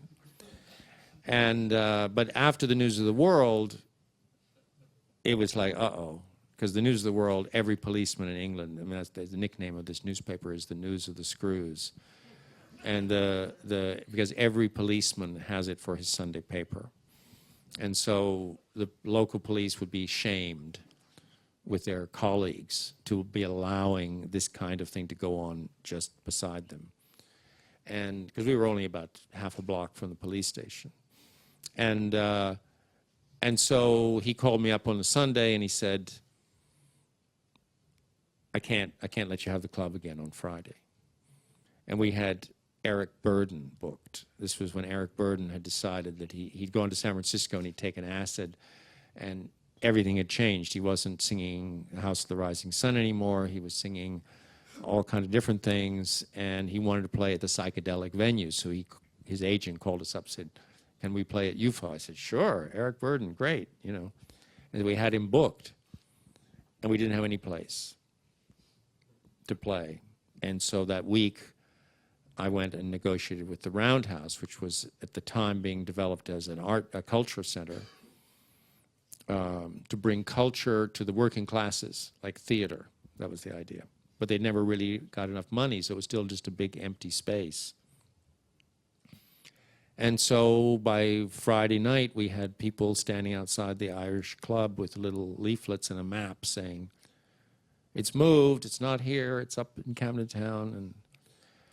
And it was a fantastic space, but it was weird because that was the end of UFO, really. We only lasted 2 months at the Roundhouse because the overheads were bigger, we needed more staff, and the atmosphere was hostile because Camden Town was full of Irish pubs. And when they let out was around the time our crowd was just coming. We opened at 10:30, we went till dawn. And so all the skinheads in Camden Town decided that this was the entertainment after the pub, was to go and beat up hippies. And so, you know, it got kind of out of hand. And the police loved it. You know, they wouldn't do anything to help us. They loved watching skinheads beat up hippies. And so we had to have security, and I hired guys from the Black Panther movement to be our security. And so, you know, it all got a bit crazy. And the only thing that we did that, I mean, it was never as good at the Roundhouse, I have to say. The Roundhouse is a great space, and I feel sorry that we didn't use it better and that I wasn't able to make it pay. But also this is a lesson in what happens in the music industry. You know, we were doing things that spring of '67 that nobody else was doing. But then, you know, Our Little Lane was a hit. the Pink Floyd got famous. Everybody wanted to put on light shows. The commercial producers, promoters were putting on shows at Earl's Court or wherever with psychedelic things. And so if we wanted to book the same groups, we had to compete. And I had the arrogance to think that, oh, I'm not going to let those guys steal the scene away from me. I want to compete with them. And of course, it was crazy. And but the one great moment we had at the Roundhouse, you know, there's a balcony around the top. Already, Arthur Brown, if you remember, you ever heard The Crazy World of Arthur Brown? He had one huge hit in 1967 called Fire. I Am the God of Hellfire. And it was like an R&B kind of thing, but organ, bass, drums. But he used to come on stage with a headdress that was on fire, with a kind of big cloak. And he was this crazed, like a Norse god, you know, but he had this big voice, like a kind of big, powerful, bluesy voice. And I just took one look at that balcony, and Arthur Brown was booked the week after Eric Burdon. I just said, because Peter Pan, the play, had just been in the West End, and you know, when Peter Pan comes on, she flies. And I said to somebody, my assistant or something, I said, find out who flew Peter Pan, because we're going to fly Arthur Brown. And and we had somebody with the first radio microphone. And we had a radio microphone, and Arthur Brown, his band was on stage playing, and everybody's looking around, where's Arthur Brown? He usually made a big entrance with his head on fire. And he did, with his head on fire. He came swooping down from the balcony, singing, I Am the God of Hellfire. And that was our best Roundhouse moment. It was all downhill from there.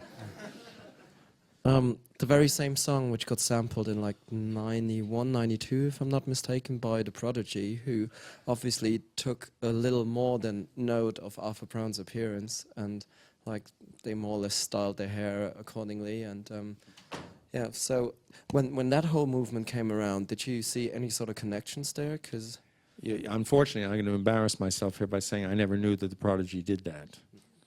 So, sorry, Chief. Sorry, Liam. Yeah, but I'm sure it got cleared anyway. Yeah. No, I didn't have any rights to it, so it's not no skin off my nose. So,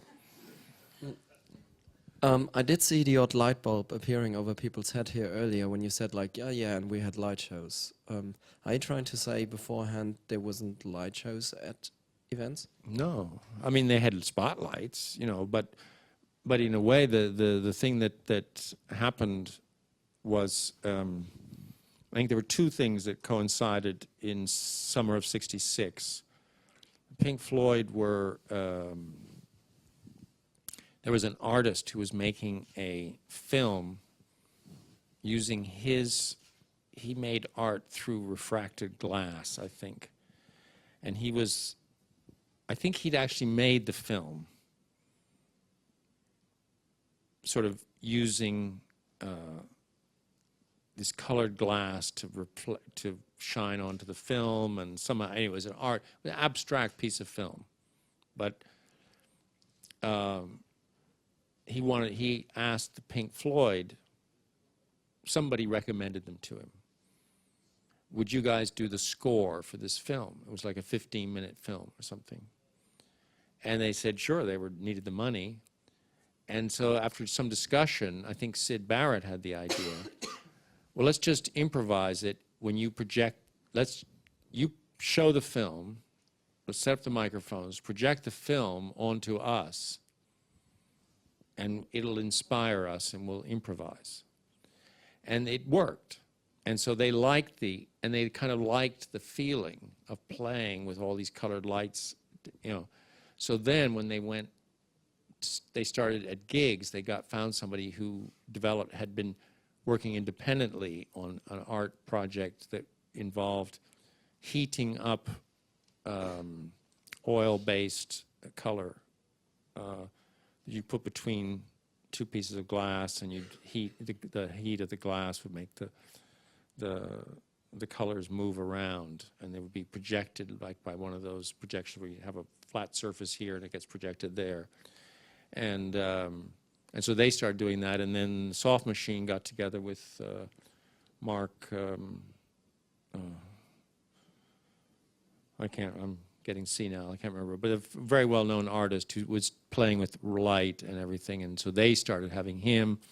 But before that, I mean, and I think actually at the same time in San Francisco, people, you know, I think it was I mean, I don't know, this was the one thing that I did think of in the late 80s, early 90s, when people started going to Ibiza and LSD came back as a kind of phenomenon. And I kept expecting to see the purple and green, pink, paisley patterns and, you know, all this kind of thing. And it never happened in the late 80s. And I said, wait a minute, you mean, because I thought if you took acid that's what would, you know, you mean it was just our bad taste? It wasn't the LSD? Well, it's not like late 80s rave where it's that much more distinguished, like, no worries. Yeah. Anyway, but the answer is I think things were happening simultaneously in San Francisco and in London about lights. But before 66, no. I mean, that was too weird, you know. I mean, I think underground artists did things with light projected on walls as a kind of installation thing. But combining it with pop music was never happened until the Grateful Dead and Pink Floyd. Now, I mean, there you are, 1 second, you're getting either harassed by the police or by people that are somehow associated with them. And, like, next thing you know, you turn around and it's, like, a couple of years later and all the most official buildings of a city, like the Barbicans and God knows what festival hall, are handed to you on a silver platter. I mean, not that quickly, but, like, 2 or 3 decades down the road. Well, no, I mean, you know, I rented the festival hall 1 year after that to put on the Incredible String Band and the Fairport Convention 1 year later. So those places. But you were not allowed to do anything in it again afterwards, right? No. Yeah, there was no problem there. The Folklore then.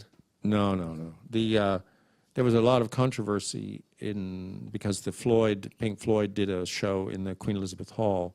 And that was the first time loud rock music had ever been in that festival hall complex, because it was really for classical music. But there'd been folk music concerts and things like that. And I never had any problem hiring the festival hall. I mean, you know, if I wanted to put on a show, that was never a problem, you know. So it was a lot more pragmatic than, let's say, the ideologists in especially France or Germany at the time.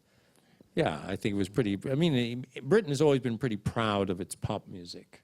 I mean, the only real rupture between a venue and the music scene happened with a gig that I actually did book, it's true. When I had an agency, and somehow I persuaded the manager of the Frank Zappa to let us book his European tours. And we booked him into the Albert Hall. And his, Don Preston, his keyboard player, climbed up and started to play the Albert Hall organ. And as a result of that, there was no rock and roll in the Albert Hall for 15 or 20 years after that. They were so freaked out.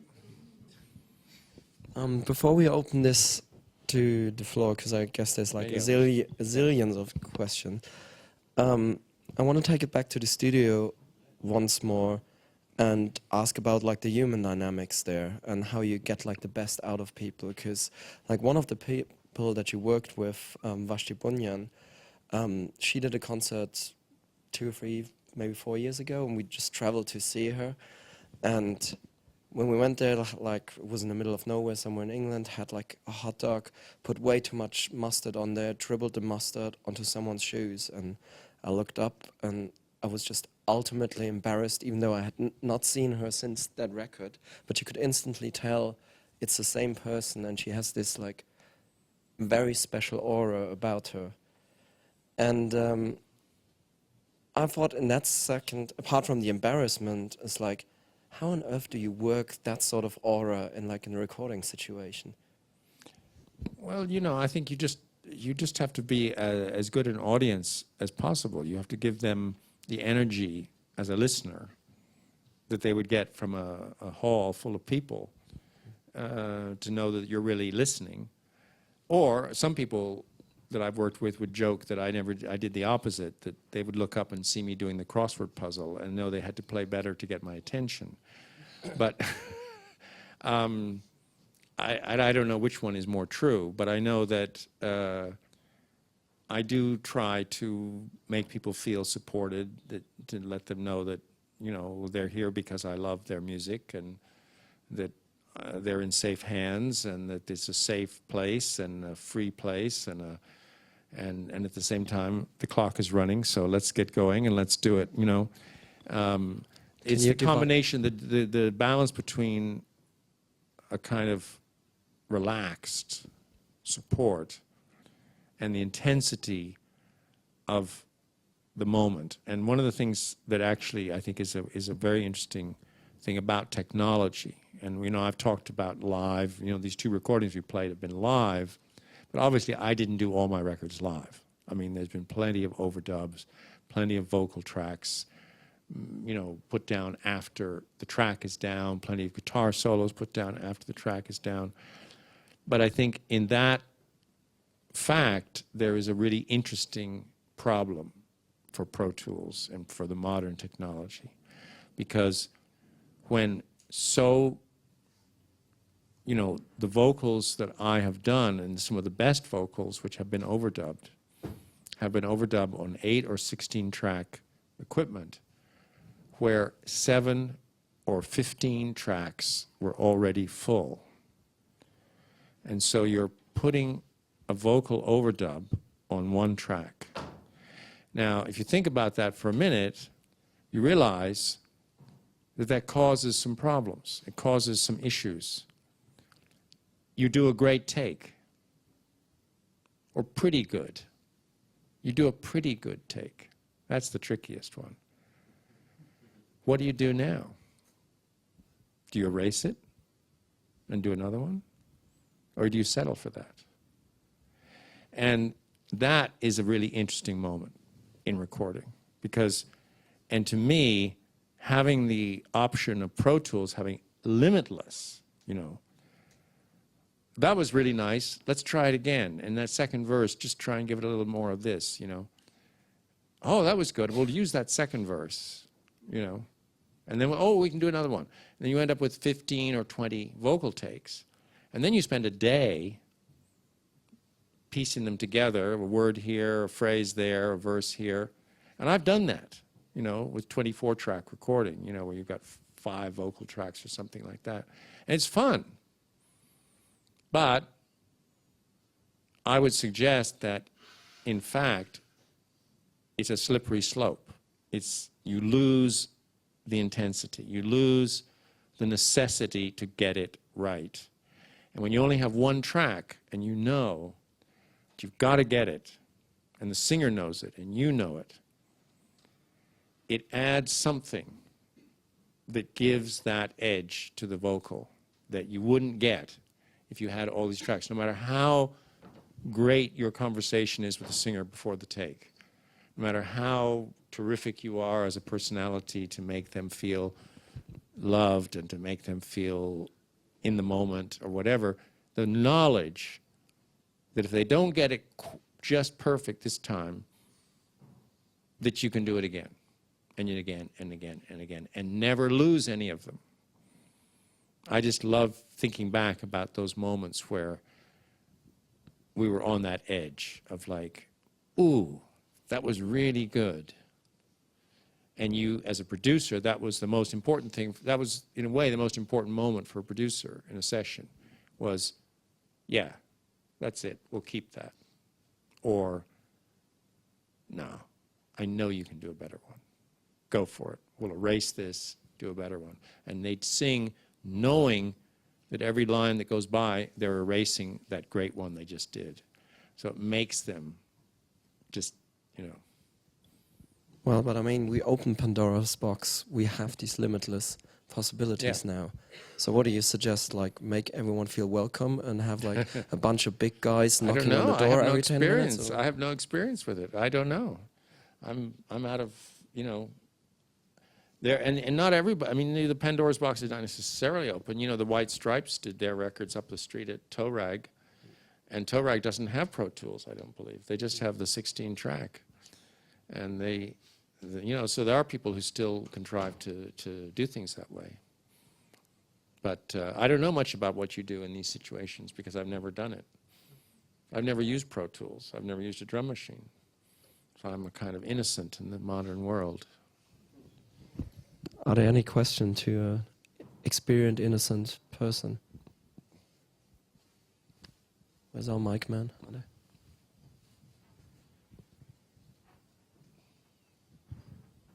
Wow. Okay. There are a lot of us here. Okay, some of us are comfortable in a live music situation. We're trained that way. But the vast majority of us, I think I'm correct, do everything ourselves as far as making the music goes. So in that situation, bearing in mind what you said about, okay, the way it is now, you could always keep doing it and doing it until you get it right. So there is no pressure to be at your best. How do we then, since, okay, obviously a lot of us can't afford to get a room and hire Tony Allen and people to play, so we have to do it ourselves. How do we preserve that authenticity, if that's the word? It's a really hard question. I don't really know the answer because it's and I know, you know, I said at the very beginning, this is a supposition. Okay. We're going to talk about this as if it's the truth, but it isn't. I mean, the truth is there's a million different ways of doing things. And you know, if you're a one-person music operation, producing, engineering, playing guitar, singing, programming the drums, you know, yourself, there have been some great records made that way, you know? And I just like opening up the possibility in people's mind. I mean, I don't have to do that. You know that. I mean, plenty of people have done that, you know. There's a million different ways of doing things. But I think that it's just sometimes interesting to think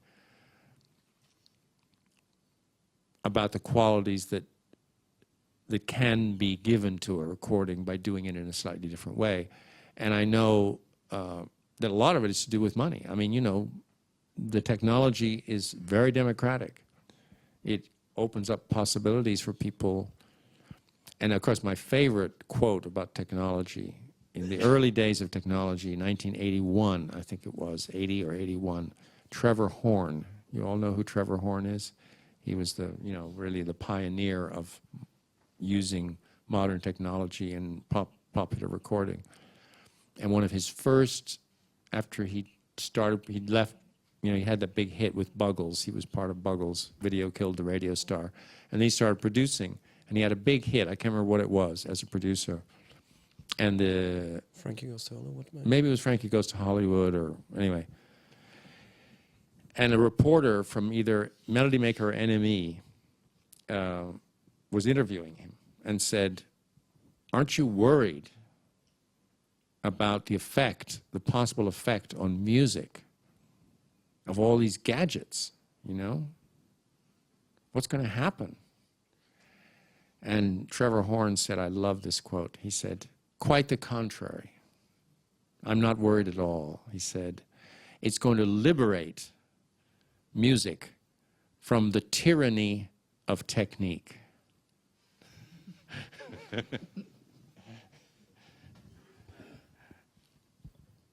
Which is either wonderful or awful, depending on how you look at it. Yeah, and everyone who ever tried to cable something or had a hard drive failure might probably disagree, but that's a different story. When you talk about these one-man musical operations, now some of your best work, or best-known work, actually, might be Nick Drake. And I guess a part of the romantic notion is that you hear one man there and one man's vision of what he sounds like. Now, the people in this room would go like, "Oh, hang on, we know there's like an engineer, there's a producer, and like all these other people involved." how do you mold it in a way that in the end you got this one person heading this? Well, I don't know. A lot of people don't think that way. A lot of people disagree very violently. In fact, I regularly get emails from people saying, when are you going to put out the version of Five Leaves Left or Brighter Later with just Nick and guitar? You know, there are people who feel that Pink Moon is the pure essence of Nick Drake, and that's just voice and guitar. And that the rest was me as a producer overdoing it and putting on too much arrangement, too much production, too much this or that. And the truth is that Nick was the one, you know, when he first played, the only times he was really comfortable when he played in Cambridge, he played with a string quartet with Robert Kirby doing the arrangements. And so he loved playing with strings. He loved playing with other musicians. But I think he did have a reaction against Brighter Later. Even though it was all his, you know, almost all. There was, you know, a couple of tracks where, you know, I brought in somebody that he, you know, John Cale, I think, was a little more than he was bargaining for. You know, John Cale was such a strong personality. And he couldn't deny that John did a great job on Northern Sky and Fly. But I think for Nick, he listened to Brighter Later and he thought maybe there wasn't enough of just him. And so Pink Moon was his reaction against that. But it was a reaction against his own choices, you know, all the arrangements he put on. So I think that a lot of people perceive those first two albums as not being just that one man, of being too many personalities, too many textures, too much, and that Pink Moon is the only real record that actually achieves what you're talking about. And I don't, you know, I mean, I love all three records. I think they're all great records, and the songs are great, but I wouldn't have said that I was trying to make sure that the arrangements that we did on the first two were things that Nick was happy with. But in a way, the reason we were working together was because we talked at the very beginning and I said, this is the way I hear it. And he said, I agree. How do you actually, obviously, that has increased a lot with like internet technology as well. How do you deal with people that are trying to tell you what your real intention was when you did something? Oh, you know, I'm delighted that people care so much to argue with me. You know, I get insults in chat rooms and things like that, and I mean, we're reissuing a bunch of Incredible String Band records. There's some Incredible String Band chat room that's just violent, you know, because I'm not putting in outtakes and, you know, alternative versions of everything, you know, because I like, you know, the CD was conceived in a certain way, and me and the group together created it, and we all mixed it together. Outtakes, demos, alternative versions, it's all stuff we deliberately left off at the time. With the CD, it plays through. It's not like it's, you know, maybe you could put it on a separate disc, but then that's expensive. You know, this is no longer the time for bonus discs and multi-fold out packages. You know, the business has shrunk. There's not enough sales to justify those kinds of things. So, you know, I just argue with people. It's okay. I don't mind. I'm happy that they are, you know, so angry, because it means they care a lot about the Incredible String Band. At the chime of a city clock, do we have some more questions here?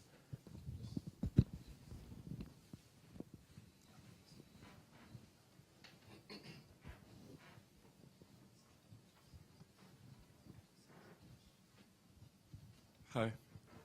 So earlier you were talking about you never using a drum machine, and about the importance of finding a beat, a certain beat that's played in a certain traditional way.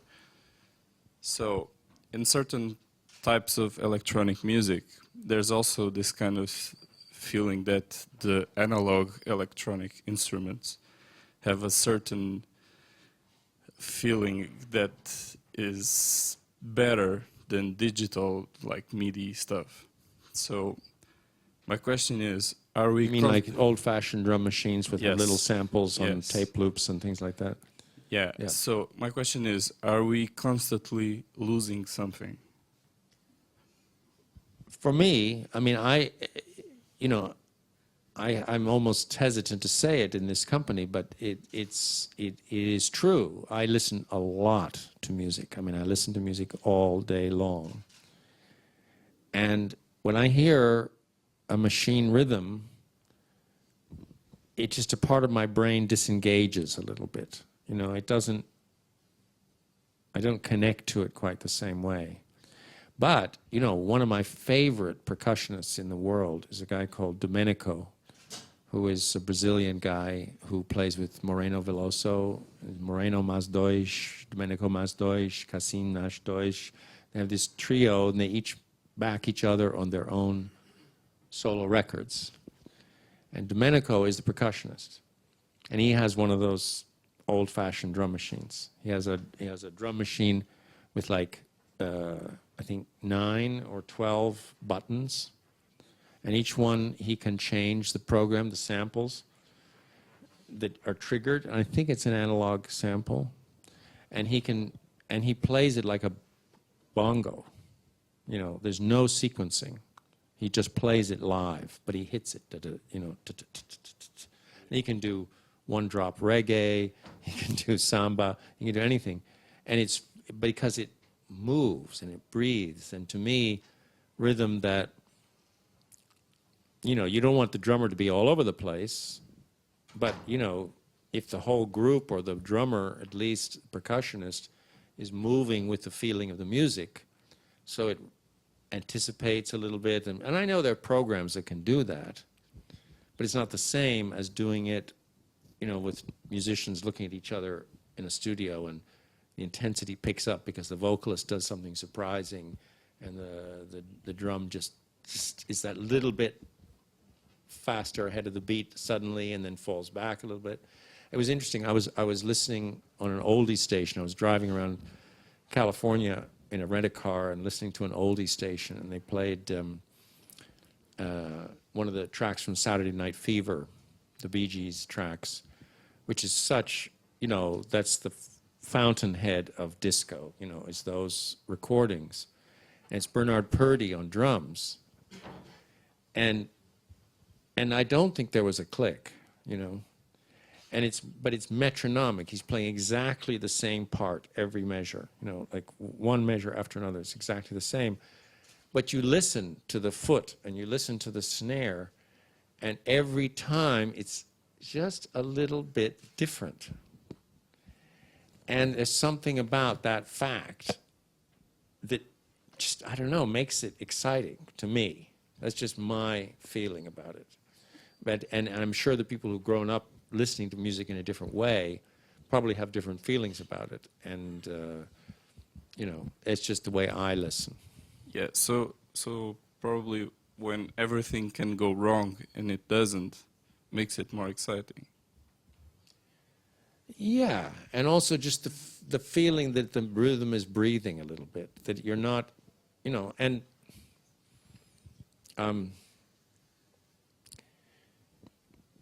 you know, actually, but I also have a confession that there was one time, I guess it was in the 80s, there was an event somewhere that Charlie Gillett and Andy Kershaw were the DJs. These are both guys who are well known on British radio, playing a lot of world music, a lot of reggae, a lot of Latin stuff. And I took this girl to this dance, and we danced, but like every track was like, there was a soca track, and then there was a reggae track, and then there was a balash track, and a soukous track, an R&B track, and everything. And eventually she said, hey, I'm exhausted, you know, let's go to Woody's. And Woody's was was a great dance club in West London. And she dragged me over there. And from the minute we walked in the door, for the next hour and a half, we were in 118 BPM. Never shifted. And at first I was kind of, but in fact, it was much easier to dance to, It was kind of nice, and I said, oh yeah, okay, I get it, and it was enjoyable, but for me as a listener, to just listen, it's more interesting for me when you feel that human aspect of rhythm, that's all. Do we have one more?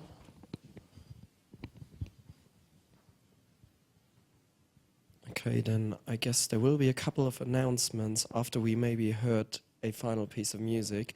But first of all, please stay in here for the announcements, because they will change the rest of your day. And yeah, maybe you want to pick a track. Do I want to pick a track? Okay. Yeah, well, there's a nice track you guys might like. Let's see. Well, you all know Arnold Lane? Yeah, you know that one. Let's play something you don't know. We'll play, this is a track that is track 11, which I think, if I remember correctly, this is a good example. This is 8-track, where we had, I think the guitar solo is part overdubbed and part live. And the vocal, I believe, is all one overdub, but it only had one track to do it. So it's a kind of cross. The rest of the track is all live. And the room, by the way, on all the 3 records I'm playing today, the room is the same room. It's a place called Sound Techniques, which is no longer there. It's housing now. It's got flats in it. But it was a fantastic room. And it was a room that had 3 different heights. It was in the middle, you had a very high part, and then on that side, the ceiling was sort of half that height, and then over there was a much lower place. And so you could move things around and try and get, try out different microphones, different positions, and the engineer really knew the room, so he pretty much knew when you started, okay, that goes over there under that level of ceiling and this one. But you can feel, I think, even on this track, which is electric, which is bass drums, two electric guitars, bass drums, you can feel a room, I think, maybe. Maybe I'm just imagining it. But anyway, it's called Autopsy. Okay, stay around for the last one.